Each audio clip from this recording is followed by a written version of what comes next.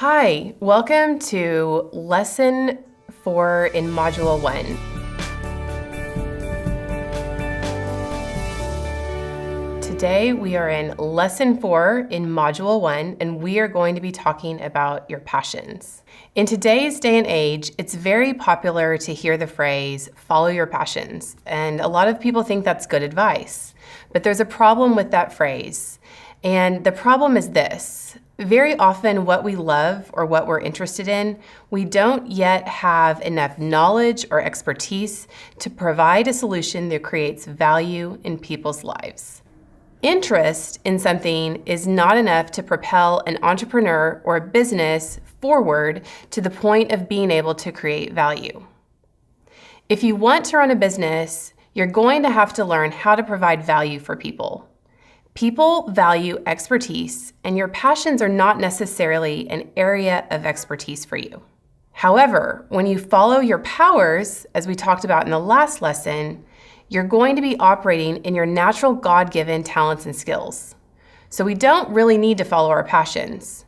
We kind of need to make sure that our passions are following us. But let me give you an example. Let's think about someone who is a gifted writer, but is passionate about interior design. Let's call her Heather. Now, should Heather abandon her gift of the written word to pursue a career in interior design? Probably not. Simply because Heather is passionate about interior design doesn't mean she's gifted or talented in that arena. It would actually be harder for Heather to position herself as an expert in the field of interior design since she doesn't have any expertise in that area. However, a good strategy for Heather might be for her to pursue a career in writing where she can apply her interest in interior design. Maybe she could be an editor for a shelter magazine, or maybe she could be a writer for a DIY blog. So you kind of see how that works. When Heather takes her interest in interior design and marries it to her gifts as a writer, she'll actually find the career she always wanted. And I like to call that the sweet spot. Here's one more dangerous reason why I don't want you to follow your passions. And I call this BSD. It's bright and shiny disease. As creative entrepreneurs, we're going to be interested in a lot of things over the course of our career. And if we try to start a business related to every single one of those passions, we are going to overwhelm ourselves. It's better to find one focus and keep a clear focus on that and figure out how to play with your passions on the side rather than turn every single one of your passions into a business. So just a fair warning, entrepreneur to entrepreneur. What I really want you to do and take from this lesson is that you actually need to follow your powers and your strengths and your gifts and not your passions.